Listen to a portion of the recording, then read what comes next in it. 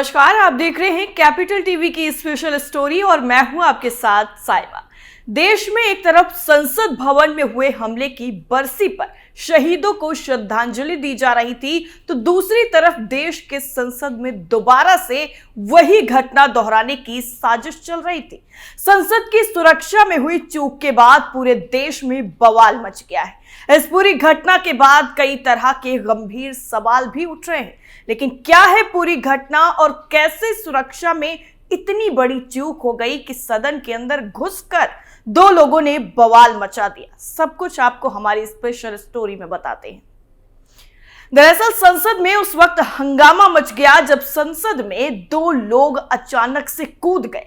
सदन में घुसकर बवाल खड़ा करने वाले दोनों शख्स पुलिस के हत्थे चढ़ चुके हैं, लेकिन उसके बाद सियासी पारा हाई है। दोनों की पहचान सागर शर्मा और मनोरंजन के तौर पर हुई है। वहीं शुरुआती जांच के दौरान उनके पास से आधार कार्ड के साथ ही कई अहम चीजें भी बरामद कर ली गई हैं। इसके अलावा पुलिस ने संसद भवन के बाहर से भी नीलम कौर नाम की महिला और अमोल नाम के शख्स को भी हिरासत में लिया है। फिलहाल सबसे कड़ाई से पूछताछ चल रही है और पता लगाने की कोशिश की जा रही है कि आखिर इसके पीछे का मकसद क्या था। कौन है सागर और मनोरंजन? संसद में घुसकर बवाल मचाने वाले सागर भारतीय जनता पार्टी के सांसद प्रताप सिन्हा के नाम से जारी विजिटर पास के जरिए संसद भवन में दाखिल हुआ था। वो इंजीनियरिंग का छात्र है और मैसूर का रहने वाला बताया जा रहा है। इसके अलावा पकड़ा गया मनोरंजन पेशे से इंजीनियर बताया जा रहा है। साथ ही पुलिस ने हरियाणा के हिसार की रहने वाली नीलम कौर और महाराष्ट्र के लातूर जिले के अमोल को संसद भवन के बाहर संगीन धुआं फैलाकर प्रदर्शन के दौरान हिरासत में लिया है। बहुजन समाज पार्टी के सांसद राम शिरोमणि वर्मा ने बताया है कि सुरक्षा कर्मियों को एक आधार कार्ड भी मिला है जिस पर लखनऊ का पता दर्ज है। उन्होंने बताया है कि जैसे ही एक शख्स ने कैन खोला तो पूरा कमरा पीले धुएं से भर गया था। उन्होंने कहा कि सभी सांसदों ने उसे मारा और पकड़कर सुरक्षा कर्मियों के हवाले कर दिया। दिल्ली पुलिस को आगे की कार्रवाई के लिए कड़े निर्देश भी जारी किए जा चुके हैं। सभी चारों से पूछताछ चल रही है। सांसदों ने यह भी बताया है कि दोनों संसद भवन में पब्लिक गैलरी से कूदकर स्पीकर की तरफ बढ़ रहे थे और सभागृह में बम जैसा कुछ हाथों में रखे हुए थे और पीला धुआं फैलाते हुए नजर आ रहे थे। दिल्ली पुलिस ने सागर शर्मा का नाम मुख्य आरोपी के तौर पर लिखा है। खास बात यहां पर यह है कि घटना ऐसे वक्त पर हुई है जब नए संसद भवन में शीतकालीन सत्र चल रहा था। साथ ही संसद पर साल 2001 में हुए हमले की भी 22वीं बरसी थी। तब पाकिस्तान के लश्कर-ए-तैयबा और जैश-ए-मोहम्मद के आतंकवादियों ने संसद भवन को निशाना बनाया था। उस दौरान 9 लोगों की मौत भी हो गई थी।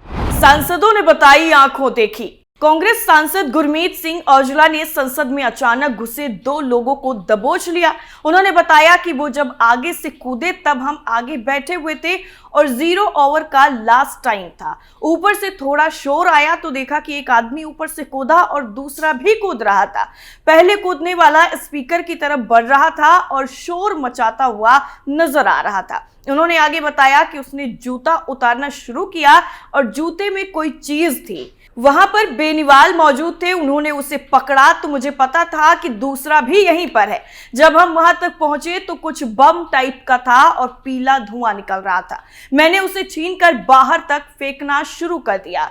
पता नहीं लग रहा था कि आखिर क्या है, लेकिन सभी की सुरक्षा का मामला था।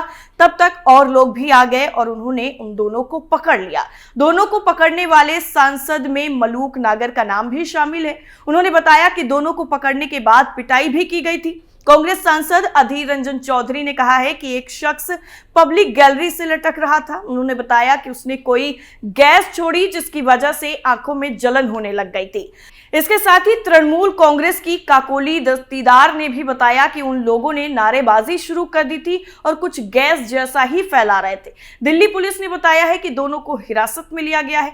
खबर यह भी सामने आई कि इनके अलावा संसद के बाहर प्रदर्शन कर रहे एक महिला और एक पुरुष को भी हिरासत में लिया गया। दोनों रंगीन धुएं के साथ ही प्रदर्शन कर रहे थे। सभी चारों से गहन पूछताछ चल रही है। घटना के तुरंत बाद ही कुछ वक्त के लिए लोकसभा की कार्रवाई भी स्थगित कर दी गई थी और सभी सांसद बाहर आ गए। केजरीवाल ने बताया हमला। दरअसल संसद भवन की सुरक्षा में लगी सेंध को दिल्ली के मुख्यमंत्री अरविंद केजरीवाल ने हमला करार दिया है। उन्होंने जल्दी और सख्त एक्शन की मांग करते हुए कहा है कि तुरंत ये पता लगाना चाहिए कि हमलावर कौन थे और आखिर उनका मकसद क्या था। दिल्ली के सीएम ने कहा कि लोकतंत्र के मंदिर की सुरक्षा से समझौता कतई बर्दाश्त नहीं किया जा सकता। दिल्ली के मुख्यमंत्री केजरीवाल ने सोशल मीडिया प्लेटफॉर्म एक्स पर लिखा कि 2001 हमले की बरसी पर संसद में सेंध हमारे लोकतांत्रिक मूल्यों का अपमान है। हमारे लोकतंत्र के मंदिर की सुरक्षा से समझौता नहीं किया जा सकता है।